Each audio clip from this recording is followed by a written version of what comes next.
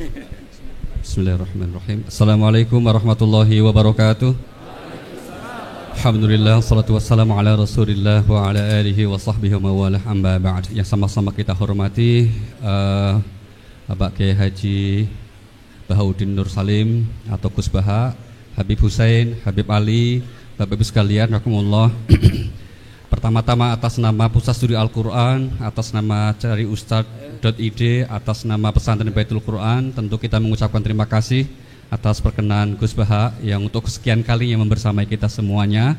Mudah-mudahan ini menjadi berkah untuk kita semuanya. Kemudian yang kedua juga menyampaikan ucapan terima kasih kepada Bapak Ibu yang telah berkenan hadir. Sebetulnya tadi Gus Baha sudah menyampaikan ingin ngaji biasa aja seperti biasa dengan santri, tapi kemudian ternyata dibajak. Nah, karena yang bajak Habib Hussein, maka nggak berani nolak juga beliau, kira-kira gitu. Terakhir nanti kita mungkin akan ada sesi tanya jawab. Kita berikan beberapa kesempatan, mohon dipersiapkan. Tiga maksimal 3. Yeah, maksimal beliau udah pesan 2 gitu. Nah itu nanti insya Allah kita beri waktunya dan kita akan sampai kajian kita akan sampai kurang lebih jam 8.00. Dan pesan terakhir untuk Gus Baha, nyun sewu, Gus Baha ngajinya katanya mungkin pakai bahasa Jawa, mohon Gus. Ya, karena Pak kalau bahasa Indonesia saya nggak bisa niru nanti kira-kira gitu. Terima kasih, semoga Gus, terima kasih. Assalamualaikum warahmatullahi wabarakatuh. Rabbi shrah li sadri wa yassir li amri wahlul 'uqdatam min lisani yafqahu qawli. Allahumma shalli wa sallim barik ala sayyidina Maulana Muhammadin wa ala alihi wa sahbihi ajmain, amma ba'du. Ingkang sangat kula hormati Habib Ali Asgaf, Habib Hussein Asgaf, semua keluarga, wonten Mas Fikri, Mbak Nazila, semua ingkang kula hormati, Mas Nurdin sedanten ingkang kula hormati. Niki ngaos ilmu dulu apa ngaji ijazah dulu ini? Ini kok malah aneh. Buatan usah ribet. Buatan cek 1 2. Pakai ini, tidak usah ini aja.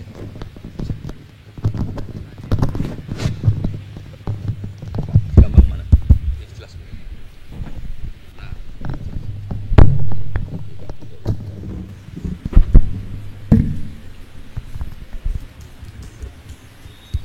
Ya, niki ngaji ilmu dulu, nanti bagian terakhir ijazah. Bismillahirrahmanirrahim. Ini riwayatul Bukhari. Haddatsana Abdullah bin Yusuf, haddatsana Les, haddatsana Sa'id al-Maqburi an Nabi Hurairah radhiyallahu anhu qala an-nabiy sallallahu alaihi wasallam. Ma minal anbiya'i nabiyyun illa qad u'tiya minal ayat ma mithluhu amana alaihil bashar. Wa inna ma kana alladhi utituhu wahyan awhahu wa ilayya fa arju an akuna aktsarahum tabi'an yaumal qiyamah.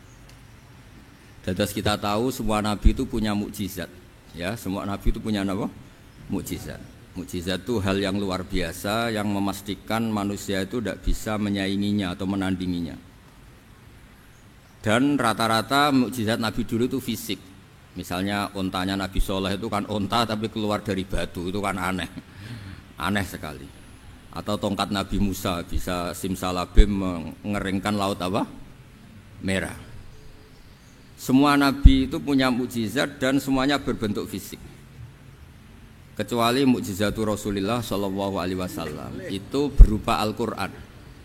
Al-Qur'an itu konsep ilmiah. Terus kata Rasulullah sallallahu alaihi wasallam, tapi saya karena Quran itu justru berharap pengikutku besar dan sampai hari kiamat.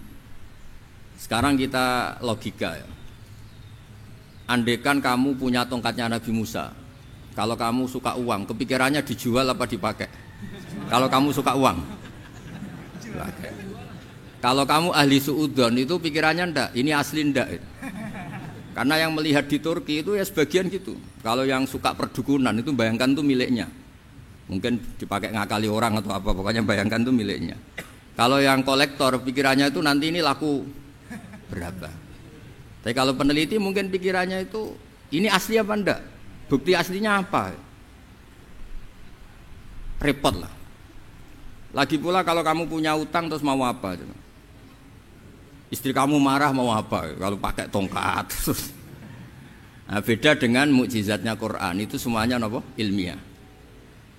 Orang yang sedang harmonis dengan istri bisa pakai ayat di antara ayat-ayat Allah itu apa? Wa ja'ala bainakum mawaddatan warahmah. Nanti kalau ditakdir cerai, saya tidak menyarankan cerai. Kalau ditakdir cerai, itu masih dimotivasi sama Allah. Wa iyyatafarraqa yughnillahu kullam min sa'ati. Jika suami istri itu cerai, jangan-jangan suaminya dapat istri lebih baik, istrinya nanti dapat suami lebih baik. Jadi yang masa lalunya dianggap prahara. Kan banyak orang suaminya meninggal ketika nikah lagi ditanya, kangen sama suami pertama, alhamdulillah ini lebih baik. Padahal suaminya yang meninggal itu berharap istrinya ini kangen, ternyata dia sudah syukur dapat suami yang lebih baik. Jadi Quran itu menunggui kita ila yaumil qiyamah. Kita tidak bunuh diri, itu ya barokahnya Quran. Karena problem apapun kita dinasihati apa sabar, apa dinasihati sabar. Kan nggak mungkin kamu pegang tongkatnya Nabi Musa, punya masalah apa saja ngelihat tongkat, bisa apa tongkat. Tapi kalau Quran kan nasihat, solusi. Makanya Nabi berharap dengan Quran ini, saya berharap pengaruh saya, pengikut saya terbanyak ila yaumil qiyamah. Terus beliau dikomentari begini sama, ini Fathul Bari, sarahnya Bukhari. Al-muradu anna mu'jizatil anbiya inqaradat binqiradi a'sorihim falam yusyahidha illa man hadaraha. Problem mukjizat nabi-nabi dulu itu kan fisik, sehingga yang tahu kalau Nabi Soleh punya unta yang ajaib itu yang tahu ya hanya yang hadir saat itu. Yang tahu kalau tongkat Nabi Musa bertuah itu juga yang tahu hanya yang hadir saat itu. Selebihnya tahu tongkat ya di museum. Tapi kalau Quran menjadi solusi, menjadi panduan, menjadi pegangan itu ila yaumil qiyamah. Kita beri contoh ya, Quran panduan yang paling gampang misalnya begini. Dulu ini cerita ya. Dulu itu ada orang kafir cerdas namanya Jubair bin Mut'im. Itu saking pinternya dia, pinter juga tokoh. Itu sebagai delegasi pembebasan Asra Badrin. Jadi tawanan-tawanan perang Badar itu mulai dulu ya ada negosiasi mau dibebaskan. Terus orang-orang kafir ini menugaskan namanya Jubair bin siapa? Mut'im. Ini ada di Bukhari. Karena ini ngaji di Jakarta. Kalau orang nggak tahu hadis juga tanya ini sahih enggak itu. Wong nggak tahu kok tanya itu aneh-aneh. Padahal kalau dibodoni itu ya nggak tahu. Tapi ya tetap tanya, hadisnya ini sahih enggak? Ini kata kiai apa kata nabi ini ya? Memangnya kata nabi kamu dengar kan ya lewat kiai. Setelah itu Jubair itu datang ke Madinah. Dengerin ya, datang ke mana? Madinah. Kemudian dengar Nabi baca Wattur pas sholat maghrib. Jubair karena Nabi dulu gak ada hotel, gak ada pondok ya. Pondoknya Nabi hanya sufah itu. Nabi baca maghrib, bukan diskusi, bukan debat, baca Wattur wa kitabi mastur fi raqim mansur wal baitil ma'mur wasaqfil marfu wal bakhril masjur terus. Kemudian sampai pada titik ayat am khuliqu min ghairi syai'in. Masa manusia atau alam raya yang maujudat, yang nyata, yang wujud nyata. Kemudian asal usulnya itu ketiadaan. Ini kan hadhil alam maujud, alam ini kan nyata. Masa sesuatu yang nyata penciptanya itu tidak nyata. Jadi nggak mungkin ada faham nihilisme. Kalau faham nihilisme berarti melahirkan teori begini. Al adamu yakhluqu maujudan, sesuatu yang tidak ada menciptakan yang itu kan akal nggak bisa nerima. Kalau sesuatu ini ada, penciptanya pasti ada. Terus akhirnya Jubair bin Mut'im itu simpuh di depan Rasulullah terus bilang, ya Muhammad kada qalbi ayatir, hampir saja hati saya terbang. Kalau riwayatnya Imam Ahmad, faka'anna masudi aqalbi, hati saya dihancur. Semua teori yang saya bawa untuk ngelawan kamu sekarang luluh semua, hancur semua. Yang benar adalah teori Anda bahwa Tuhan itu satu dan Tuhan itu ada sebelum semua makhluk. Coba kalau Nabi Muhammad ada Jubair bin Mut'im terus menyembunyikan tongkat dekat mihrab, terus dilihat ini apa, paling pikirannya ini dari kayu apa, terus yang bentuk tongkat itu tukang pemahatnya siapa, kok kurang keren, kalau di Blitur gimana ya, kan malah panjang. Kira-kira kalau mukjizat itu dari tongkat itu malah panjang lah pokoknya panjang. Lagi pula kamu coba kan nggak ngarah mandi, itu yang mandi kan nabinya bukan tongkatnya. Coba tongkatnya Nabi Musa coba anak-anak beki itu. Dipakai mukul kucing aja tidak mesti mati itu. Jadi enggak jelas mukjizat-mukjizat seperti itu enggak. Tapi kalau Quran menunggui. Sampai saking hebatnya Quran, teori rasionalitas, kampanye di mana-mana. Tingkat validitas, tingkat kebenaran Quran. Itu bahkan bisa diuji tanpa membuktikan. Tanpa apa? Cukup pakai akal. Saya tidak bosan-bosan cerita ini karena ini khazanah kita. Di kitab Nailul Ma'mul itu, di kitab Usul Fiqih. Saya berkali-kali cerita ini karena ini untuk menunjukkan bahwa Quran itu liqaumi ya'qilun, liqaumi yatafakkarun. Ada seorang kiai, seorang ustadz, kiai dulu itu ya memang orang soleh, alim terus jadi kiai. Kalau kiai sekarang tuh macam-macam, nganggur terus ingin jadi kiai, terus daftar gitu. Ada lowongan di yayasan masuk ingin jadi ustadz karena dengar ada gajinya. Dulu tuh tidak ada seperti itu, tidak ada. Makanya dulu itu kalau ustadz kiai pasti soleh karena dia alim terus ingin orang lain tuh mendapat ilmunya. Kalau sekarang nggak ada yayasan sehat, guru gajinya sekian. Yang nggak ingin jadi ustadz tuh daftar karena ada gaji. Apalagi ada kabar, ada gaji, ada mes, ada wah yang daftar banyak. Tapi mentalnya ada kiai sebetulnya. Ya kalau sampean tanya itu baik dah Gus, ya setengah baik. Ya maksudnya setengah baik ya ada baiknya lah, namanya profesi ngajar itu kan baik. Tapi setengah saja karena motifnya itu nyari gaji, bukan ingin mencerdaskan umatnya Rasulullah SAW. Itu Imam Amudi itu guru matematika. Saya nggak bosan-bosan cerita ini, guru matematika. Muridnya sampai takut, ini masuk surga ndak? Kiai kok ndak ngajarin istighosa atau tahlil malah ngajarin apa? Matematika. Beliau meninggal terus muridnya tanya, "Ma fa'alallahu bik?" Kira-kira gitu. Apa yang dilakukan Allah? Allah nyambut Anda gimana? Terus kata Imam Amudi, "Bagus, saya disuruh ngajar malaikat." Karena malaikat kan nggak pernah kayak anak beki gini ngaji gini. Malaikat itu nggak pernah ngaji, dia iman saja karena tahu surga, tahu neraka terus iman gitu aja. Jadi imannya malaikat tuh nggak keren kita. Imannya loh. Loh itu yang ngendikan Nabi loh, tidak saya. Nabi pernah tanya sama sahabat, iman yang paling keren siapa? Jawabannya sahabat malaikat. Ya enggak, karuan malaikat iman. Dia yang tahu surga neraka, tahu segalanya, masa ada enggak iman? Ya pasti iman lah katanya. Terus ya para sahabat engkau iman ya wajar kan, menangi saya, nemuin saya. Yang hebat itu orang-orang yang tidak melihat saya, tidak saya didik tapi tetap iman. Karena dididik akal, ya tadi dididik Quran, apa dididik Quran. Sama siapa? Teks bahasa Arabnya masa enggak?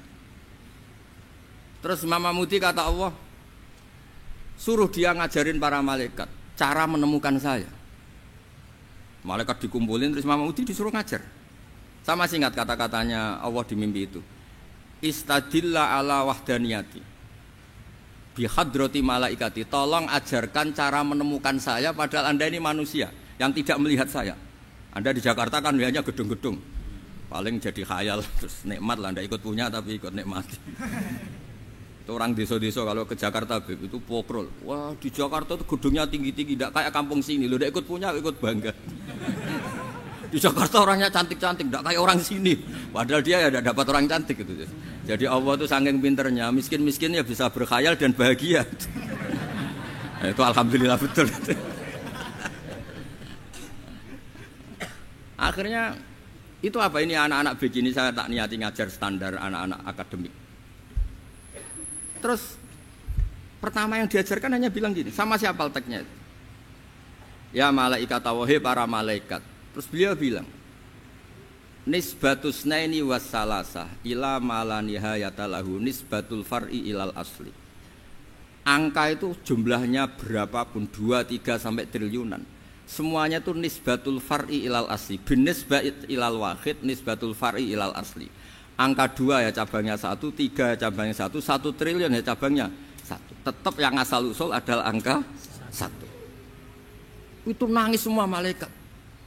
Cara Jawa itu mandekman kowe iman kaya imanku. Makanya imannya umat Rasulullah SAW itu PD-nya, yakinnya kayak imannya malaikat. Kalau Tuhan itu 1. Karena angka enggak bisa dimulai kecuali dengan angka 1. satu. Makanya nisbatus naini wassalasah ila ma la nihayatalahu iku nisbatul far'i ilal asli.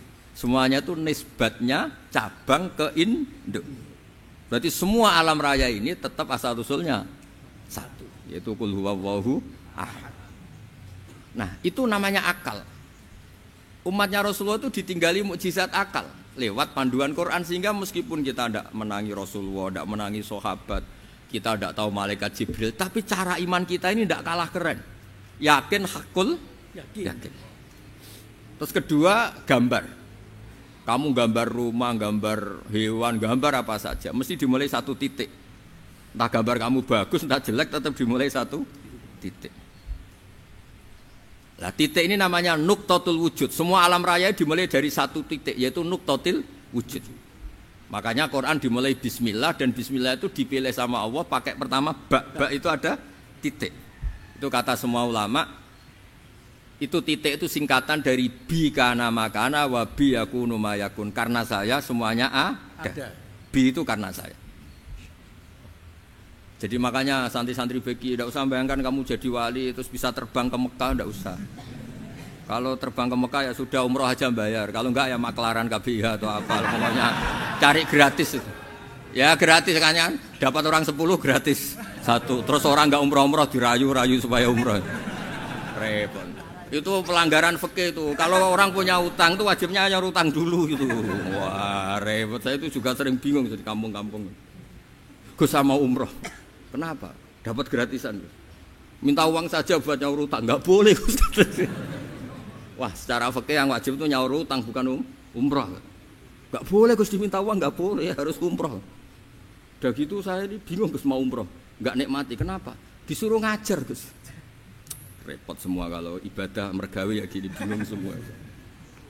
Ya saya mohon anak-anak BK semuanya yang seneng Quran itu harus seneng sampai kayak saya, sehingga tahu